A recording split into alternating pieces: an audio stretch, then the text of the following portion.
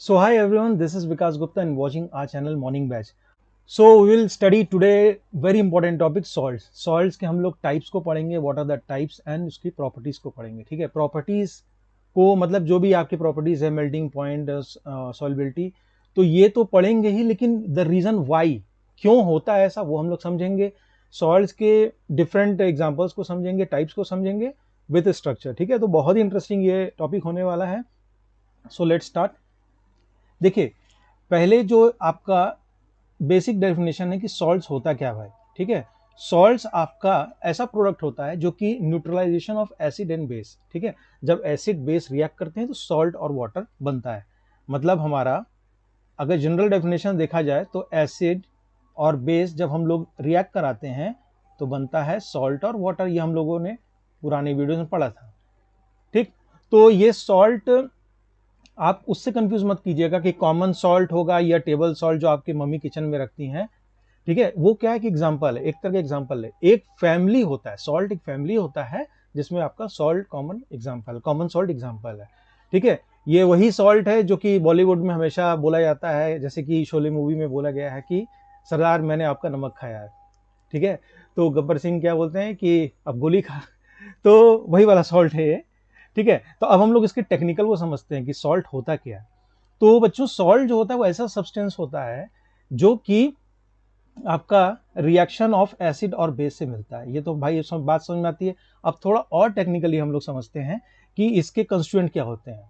तो salt basically जब हम लोग इसको एक्वस सोल्यूशन पानी में जब घोलेंगे तो हम लोगों को मिलेगा कैटायंस एंड एनायंस. ठीक है, तो बेसिकली ये कैटायंस और एनायंस से बना होता है. और कैटायंस एनायंस में बहुत ही strong intermolecular force of attraction होता है. और यही आयनिक फोर्स या यही इलेक्ट्रोस्टैटिक फोर्स ऑफ अट्रैक्शन इसके बहुत सारे प्रॉपर्टीज को जन्म देता है. ठीक है, तो जैसे मान लीजिए कि एक बहुत ही फेमस एग्जांपल हम लोग समझते हैं HCl और NaOH. ठीक है, ये जब रिएक्ट करेगा तो हम लोग क्या मिलता है, आपका NaCl मिलता है और पानी मिलता है. ठीक है, सॉल्ट एंड वाटर. तो यही वो सॉल्ट है. ठीक, अब आती हम लोग थोड़ा सा और साइंटिफिक समझते हैं, बहुत इंटरेस्टिंग होने वाला है. देखिए ये क्या है कि सॉल्ट जो होता है बेसिकली आपका कैटायन से बना होता है और एनायन से बना होता है. ये बात तो हम लोगों ने समझा, कैटायन से बना होता है और एनायन से बना होता है. लेकिन एक prerequisite, there is one prerequisite कि कैटायंस भी कई सारे हो सकते हैं, एनायंस भी कई सारे हो सकते हैं.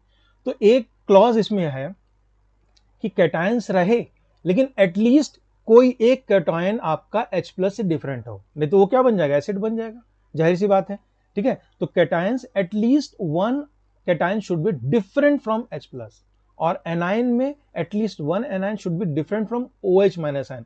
एग्जाम्पल से देखेंगे ज्यादा समझ में आएगा. देखिए, जैसे इसका एग्जाम्पल यहां हम लोग समझते हैं.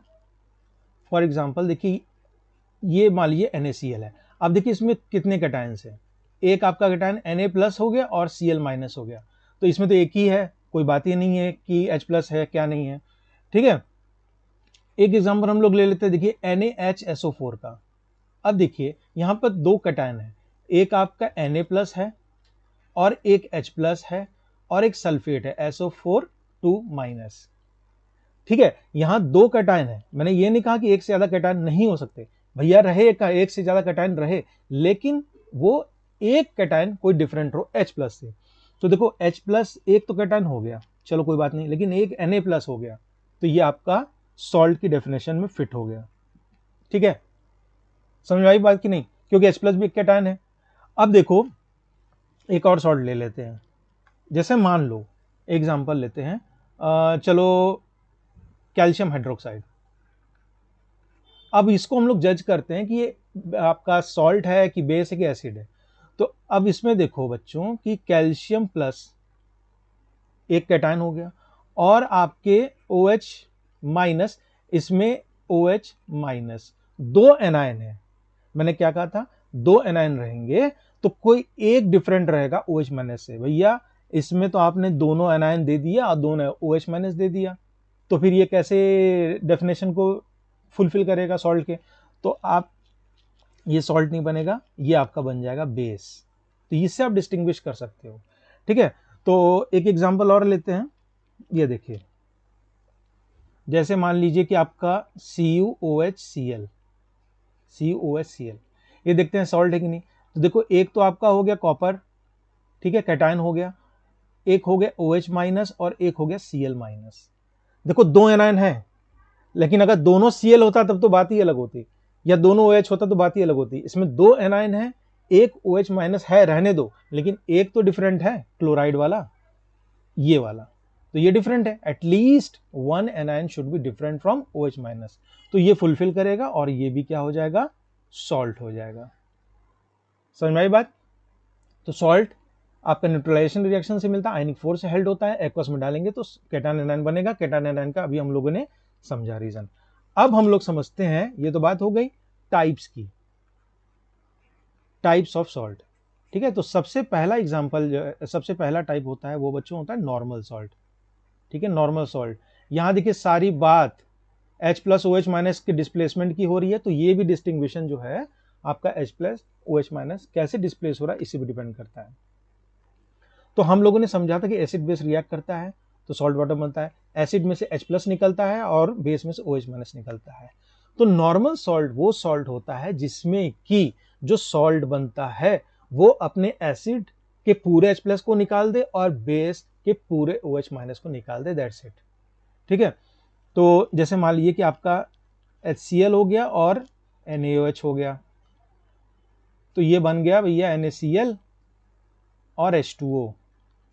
देखिए ये इस HCl का पूरा H निकल गया और इसका पूरा OH निकल गया, तो हम लोगों को जो सॉल्ट मिला NaCl, ये हमारा हो गया नॉर्मल सॉल्ट, ठीक है, नॉर्मल या सिंपल सॉल्ट। अब देखिए एक एग्जांपल और लेते हैं, H2SO4 प्लस, चलिए इस बार फिर हम लोग सोडियम हाइड्रोक्साइड ले लेते हैं, ठीक।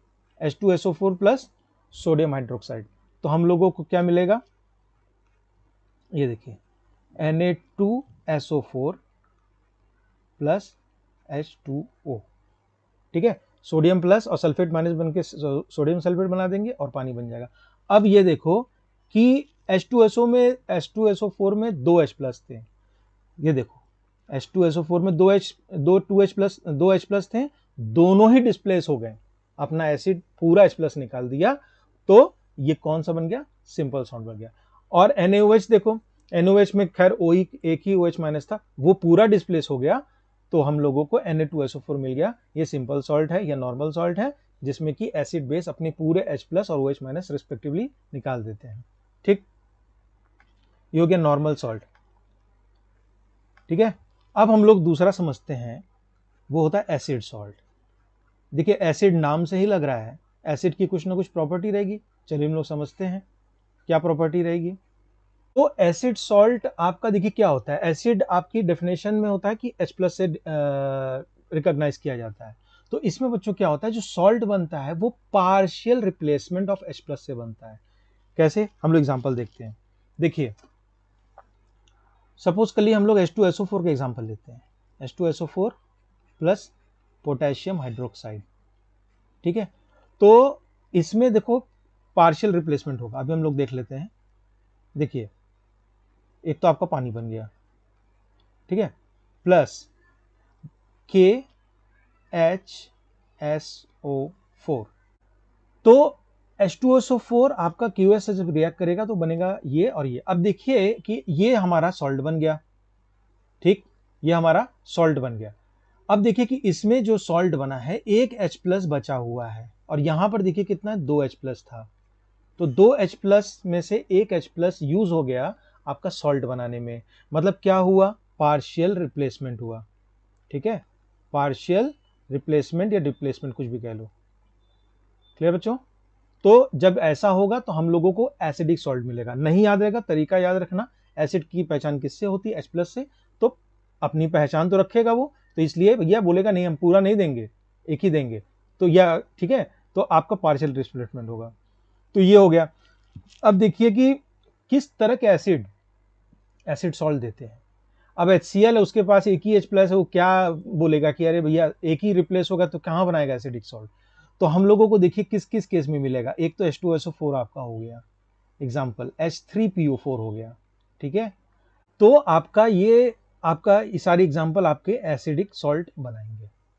तो मतलब कि आपके ये देखिए क्या है, ड्राई प्रोटिक है, डाई प्रोटिक, दो आपके H+ हैं, ट्राई प्रोटिक है, तो डाई प्रोटिक, ट्राई प्रोटिक, ये सब आपके एंटाइटल्ड होंगे, एलिजिबल होंगे एसिडिक सॉल्ट बनाने के लिए। ठीक है, तो अब इसके बाद हम लोग समझते हैं, ऑब्वियसली एसिडिक सॉल्ट समझ लिए, तो अब क्या होगा, बेसिक सॉल्ट। ठीक है, तो तीसरा जो फॉर्म है वो आपका है बेस सॉल्ट। तो एसिडिक सॉल्ट की पहचान क्या थी, H+ थी, तो बेस की पहचान OH- में। जाहिर सी बात है आप समझ चुके होंगे मैं क्या कहना चाह रहा हूं, कि ऐसा सॉल्ट जो कि partial replacement of OH- ion से बने, उसको हम लोग कहते हैं बेस सॉल्ट। ठीक है, जैसे कि आप देखो कि चलिए हम लोग ले लेते हैं, सपोज कर लीजिए कि एक तो आपका एसिड हो गया, बेस हम लोग चलिए ले लेते हैं लेड हाइड्रोक्साइड, चलिए लेड हाइड्रोक्साइड। ठीक है, तो आपका देखिए यहां पर कितना है, 2 OH- आयन है, तो पार्शियल रिप्लेसमेंट होगा, तो आपका बनेगा PbOHCl। अब देखिए राइट हैंड साइड में 2 एनायन है, OH- Cl-, so at least one anion should be different from OH-, तो क्लोराइड है तो वो डिफरेंट हो गया, तो वो तो आपकी डेफिनेशन हो गई सॉल्ट की। तो ये भैया हमारा सॉल्ट बना, पहली बात। दूसरी बात, यहां देखिए कितना हुआ है, 2 OH- है, यहां पर कितना है, 1 OH- है। ठीक है, तो आपका पार्शियल रिप्लेसमेंट हुआ। इसी तरीके से एक एग्जांपल और हम लोग देखते हैं, HCl है हो गया, और हम लोग इस बार कॉपर ले लेते हैं, तो देखिए क्या बनेगा, इस बार भी CuOHCl, 2 से 1 हो गया, पार्शियल रिप्लेसमेंट हो गया। ठीक, ये बात समझ में आई। तो नॉर्मल सॉल्ट हो गया, एसिड सॉल्ट हो गया, बेस सॉल्ट हो गया। ठीक है, इसके बाद हम लोग समझते हैं डबल सॉल्ट। नाम से ही क्लियर हो रहा है, डबल मतलब कि एक से ज्यादा सॉल्ट। ठीक है, तो इसका डेफिनेशन तो ऐसा है कि a salt which is made up of more than one salt. ठीक है, मोर देन वन मतलब 2, 3 कुछ भी हो सकता है। और इसके देखिए पहचान आप कैसे करोगे, इसमें देखिए 2 सिंपल सॉल्ट होते हैं, बीच में एक डॉट लगा रहता है, उससे आप पहचान सकते हो भैया ये डबल सॉल्ट है कि नहीं। ठीक है, एक डॉट लगा रहेगा। तो जैसे कि मान लीजिए कि आपका मोहर सॉल्ट हो गया, ये थोड़ा सा आप ये सब फॉर्मूला याद कर लेना, तो एग्जाम पॉइंट ऑफ व्यू सही होगा। ठीक है, मोहर सॉल्ट, या इसको आपको फेरस अमोनियम सल्फेट भी बोलते हैं। तो ये हो गया FeSO4। ठीक है, विथ अ डॉट, ये बहुत इंपॉर्टेंट है, NH4 ट्वाइस SO4। ठीक है, डॉट 6H2O, ये तो वाटर क्रिस्टलाइजेशन है, जब सॉल्ट बनता है तो थोड़े मोटे पानी के मॉलिक्यूल्स भी बन जाते हैं। तो ये डॉट नहीं, ये वाला देखिए जो मैं रेड पेन से कर रहा हूं, ध्यान दीजिएगा। एक सॉल्ट आपका सिंपल सॉल्ट क्या हो गया, फेरस सल्फेट। ठीक, एक आपका सिंपल सॉल्ट क्या हो गया, अमोनियम सल्फेट, इसको हम लोग मोहर सॉल्ट भी बोलते हैं। ठीक है, एक एग्जांपल और हम लोग ले लेते हैं एल्यूम का। एल्यूम, ये भी क्वेश्चन पूछा जाता है। पोटेशियम, देखिए कैसे याद करोगे, ठीक है, तो आपका पहले पोटेशियम से बना दो, तो K2SO4, याद करने तरीका मैं बता रहा हूं, एक डॉट लगाइए, आपका एल्युमिनियम लिख दीजिए, एल्युमिनियम के साथ सल्फेट बनाइए, तो Al2SO4 थ्राइस। ठीक है, इसमें तो दिक्कत नहीं, सल्फेट का 2 वैलेंसी इधर चल गया, एल्युमिनियम का 3, और डॉट, इसमें 24 मॉलिक्यूल्स वाटर क्रिस्टलाइजेशन होते हैं, 24H2O। ठीक है, तो एक सिंपल सॉल्ट अपन का क्या हो गया, पोटेशियम सल्फेट। ठीक है, एल्यूम की बात कर रहे हैं, पोटेशियम सल्फेट, एक ये डॉट डॉट है, यही डॉट आपको पहचान बता रहा है, और एक हो गया एल्युमिनियम सल्फेट। ठीक है, तो ये दोनों अब एग्जांपल है, और भी बहुत सारे एग्जांपल है। ठीक, अब एक जो है लास्ट आपका है और बहुत इंपॉर्टेंट है, वो आपका है कॉम्प्लेक्स सॉल्ट। ठीक है, ये भी बहुत इंपॉर्टेंट है, कॉम्प्लेक्स सॉल्ट, नाम से ही लग रहा है कॉम्प्लेक्स, भाई इसमें क्या कॉम्प्लेक्स है देखते हैं हम लोग। ठीक है, कॉम्प्लेक्स सॉल्ट, तो कॉम्प्लेक्स सॉल्ट क्या होता है कि एक आपका सेंट्रली मेटल आयन होता है, और उसके अगल बगल आपके लिगैंड्स होते हैं जो कि कोऑर्डिनेट बॉन्ड से हेल्ड होते हैं। ठीक है, ये सब थोड़ा हायर क्लास में पढ़ेंगे, सिंपल फॉर्म में हम लोग समझते हैं कि कॉम्प्लेक्स सॉल्ट क्या होता है, एक मेटल आयन होता है, चारों तरफ एनायन से घिरा रहता है।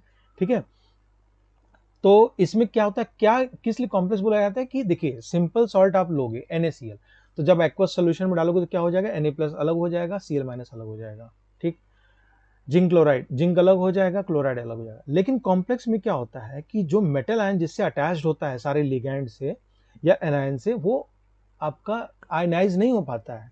ठीक है, जैसे आपका टेट्रा अमीन कॉपर सल्फेट। तो देखिए हम लोग स्ट्रक्चर समझ लेंगे तो ज्यादा क्लियर हो जाएगा, टेट्रा अमीन कॉपर सल्फेट। ठीक भाई, क्या होता है ये? तो देखिए कॉपर आप लिख लीजिए, अमीन आपका हो गया NH3, ठीक है, ये आपका हो जाएगा 4 लिगेंड्स होते हैं, क्लियर। और ये देखिए रेडिकल साइन में, मैं इसको दूसरे पेन से कर देता हूं, ज्यादा क्लियर हो जाएगा। ये आपका रेडिकल साइन हो जाएगा, ये वाला, ठीक, और आपका SO4 हो जाएगा। तो ये रेडिकल साइन ही पहचान होता है, यही कॉम्प्लेक्स पार्ट होता है, मतलब ठीक है। आपका ये पार्ट आयनाइज नहीं होगा। अभी हम लोग इक्वेशन समझेंगे। तो टेट्रा अमीन, ठीक है, कॉपर सल्फेट, ठीक, इसको जब हम लोग एक्वस सोल्यूशन डालते हैं, पानी वगैरह में डालते हैं, तो देखिए क्या होता है कि आपका सल्फेट तो भाई अलग आ जाता है, सल्फेट माइनस, समझ में आई बात? जैसे सोडियम सल्फेट लोगे तो सोडियम अलग हो जाएगा, सल्फेट अलग हो जाएगा सिंपल सॉल्ट में। लेकिन इसमें क्या होता है कि कॉपर को ये पकड़ा रहता है इसकी, कॉपर आपका आयनाइज नहीं होता इजिली, तो CuNH3, ठीक है, CuNH3 4, जो ये वाला पार्ट होता है, तो जो ये वाला पार्ट होता है ये आपका नॉन आयनाइजेबल होता है, ये आयनाइज नहीं होता है, ठीक है, ये टूट नहीं पाता है, नॉन आयनाइजेबल। क्लियर हुआ है ना? सिंपल सॉल्ट में टूट जाता है केटायन एनायन में अलग अलग, इसलिए सिंपल सॉल्ट होता है। कॉम्प्लेक्स सॉल्ट में क्या होता है कि भैया आपने पानी में डाला, सल्फेट तो अलग हो गया, लेकिन जो ये कॉम्प्लेक्स पार्ट है जो रेडिकल साइन में है वो आपका नॉन आयनाइजेबल होता है। आपका कॉपर पीछा नहीं छोड़ रहा है, कॉपर अटैच ही है उससे, ठीक है। एक एक और एग्जांपल देखते हैं, टेट्रा अमीन जिंक सल्फेट, तो इसमें आप जिंक लगा दीजिए बस, और कुछ नहीं, ठीक है। टेट्रामीन ये भी रेडिकल साइन में रहेगा, और जिंक सल्फेट, तो आपका जब ये पानी में जाएगा तो क्या बन जाएगा, आपका सल्फेट अलग हो जाएगा, ठीक, प्लस आपका जो जिंक है NH3 4, ये वाला जो पार्ट है, ये वाला, ये आपका पूरा अटैच रहेगा, जिंक हटेगा नहीं, ठीक है। अब देखिए थोड़ा सा इसके स्ट्रक्चर को हम लोग समझ लेते हैं। जैसे मान लीजिए कॉपर प्लस है, ठीक है, तो आपका NH3 NH3 NH3 और NH3, ये इसका स्ट्रक्चर हो जाएगा। देखिए ये आपका रेडिकल साइन में हो जाएगा, ठीक है, और ये आपका SO4 हो जाएगा, ठीक। अब देखिए जो ये लिगेंड्स है NH3 चारों तरफ से जो एनायन है, ये आपके ऐसे कोऑर्डिनेट बॉन्ड से अटैच्ड होंगे, ठीक है। ज्यादा डीपली हम लोग बड़े क्लास में समझेंगे, अभी आप लोग छोटे क्लास में हो, 10th में हो, तो अभी उतना इंपॉर्टेंट नहीं है, बस आप ये समझिए कि इसका स्ट्रक्चर कैसे होता है। तो कोऑर्डिनेट बॉन्ड, ये जो आपका एरो साइन है वो आपका कोऑर्डिनेट बॉन्ड है। कोऑर्डिनेट बॉन्ड बेसिकली क्या होता है, देखिए सिंपल कोवेलेंट बॉन्ड क्या होता है, इसमें आपका इलेक्ट्रॉन दो से एक से ज्यादा एटम शेयर करते हैं, लेकिन इसमें इलेक्ट्रॉन आपका सिंगल एटम ही शेयर करता है, आप इतना ही समझिए, ठीक है। तो ये आपका कोऑर्डिनेट बॉन्ड हो गया। तो ये हम लोग समझ गए आपका कॉम्प्लेक्स। कॉम्प्लेक्स सीधी सी बात है, एक सेंट्रल पे मेटल होगा, लिगेंड्स होंगे, कोऑर्डिनेट बॉन्ड से अटैच्ड होंगे, और पानी में जब आप करोगे रिप्लेस, सॉरी आयनाइज, तो जो ये कॉम्प्लेक्स पार्ट है ये आयनाइज नहीं होगा, अलग रहेगा, और SO4 अलग रहेगा, ठीक है। तो ये तो हो गया बच्चों सॉल्ट के टाइप्स की बात, ठीक। अब हम लोग जल्दी से मूव ऑन करते हैं और प्रॉपर्टीज को समझते हैं, ठीक है। प्रॉपर्टीज बहुत इंपॉर्टेंट है, और 3 ही 4 बेसिकली प्रॉपर्टीज हैं, और इसका रीजन जानना बहुत जरूरी है, और सब कुछ आयनिक बॉन्ड पे ही डिपेंड होता है, ठीक है, जो इलेक्ट्रोस्टैटिक फोर्स ऑफ अट्रैक्शन होता है, क्लियर। तो पहला रीजन देखिए इसकी आपकी होती है high melting point, high melting point, ठीक है। तो रटने वाली चीज नहीं, हाई मेल्टिंग पॉइंट कैसे होती है, देखिए सपोज कर लीजिए NaCl है, NaCl, Na प्लस हो गया और Cl माइनस, तो आप लोग जानते होंगे इलेक्ट्रोस्टैटिक फोर्स ऑफ अट्रैक्शन की पॉजिटिव और नेगेटिव चार्ज आपका अट्रैक्ट करते हैं। तो ये जो आपका ये वाला देखिए Na प्लस और Cl माइनस, इनके बीच में बहुत ढेर सारे, ये बॉन्ड नहीं है, ये आपका फोर्स ऑफ अट्रैक्शन समझ लीजिए, फोर्स ऑफ अट्रैक्शन, ठीक है। तो बहुत ही आयनिक फोर्स या इलेक्ट्रोस्टैटिक फोर्स से हेल्ड अप होते हैं, तो इनको जो है तोड़ना मुश्किल होता है। तोड़ने का मतलब जैसे ही तोड़ोगे तभी तो अलग अलग हो जाएंगे, वही आपका क्या हो जाएगा, मेल्टिंग पॉइंट, मतलब गल जाना, अलग अलग कॉन्स्टेंट में डिकम्पोज हो जाना। तो जैसे कि मान लीजिए कि आपके दोस्त हैं, आप लोगों में बहुत अच्छी क्या कहते हैं बॉन्डिंग है, बहुत अच्छी फ्रेंडशिप है, तो क्या होता है कि बॉन्डिंग आपकी टूटती नहीं है, अनलेस अनटिल बहुत हाई प्रेशर हो जाए, ठीक है, या बहुत ही कॉम्प्लेक्स सिचुएशन हो जाए। तो बस उसी तरीके से रिलेट करके आप यहाँ देखिए कि आयनिक कंपाउंड होता है, इसमें आपके प्लस कैटायन एनायन होते हैं, स्ट्रॉन्ग आपके इलेक्ट्रोस्टैटिक फोर्स ऑफ अट्रैक्शन होता है, इसको आप गरमाते जाइए, जितना स्ट्रांग रहेगा उतना भैया बॉन्ड बना रहेगा, कस के बना रहेगा। एक समय आएगा कि इतनी हीट रहेगी कि दोनों बेचारे भाई या दोस्त अलग अलग हो जाएंगे, इसीलिए इनकी हाई मेल्टिंग पॉइंट होती है। ठीक है, दूसरा देखिए सॉल्युबिलिटी की बात करते हैं। अच्छा एक चीज़ और, ये जो सॉल्ट होते हैं वो एसिडिक भी हो सकते हैं, बेसिक भी हो सकते हैं और न्यूट्रल भी हो सकते हैं। ठीक है, तो इसमें पीएच की बात आ जाएगी, एसिडिक भी हो सकते हैं, बेसिक भी हो सकते हैं, सॉल्ट भी हो सकते हैं। तो एसिडिक सॉल्ट देखिए क्या होता है, सॉरी एसिडिक बेसिक और न्यूट्रल, ये आपका क्या हो जाएगा, न्यूट्रल, न्यूट्रल। ठीक, तो देखिए जब आपका जो सॉल्ट बनेगा स्ट्रॉन्ग एसिड और स्ट्रॉन्ग बेस से बनेगा, जब आपका ऐसे मतलब स्ट्रॉन्ग एसिड और स्ट्रॉन्ग बेस, जब ये सॉल्ट बनेगा तो आपका आ जाएगा न्यूट्रल सॉल्ट। जो सॉल्ट बनेगा वो न्यूट्रल होगा और इसमें पीएच की वैल्यू क्या हो जाएगी, न्यूट्रल का क्या होता है 7। तो ये पीएच वाला क्वेश्चन पूछता है। ठीक है, यही तीन तो पॉसिबिलिटी होगी, स्ट्रॉन्ग एसिड और वीक बेस होगा। ठीक है, स्ट्रॉन्ग एसिड वीक बेस से भी सॉल्ट बनेगा, एसिड बेस से सॉल्ट बनता है।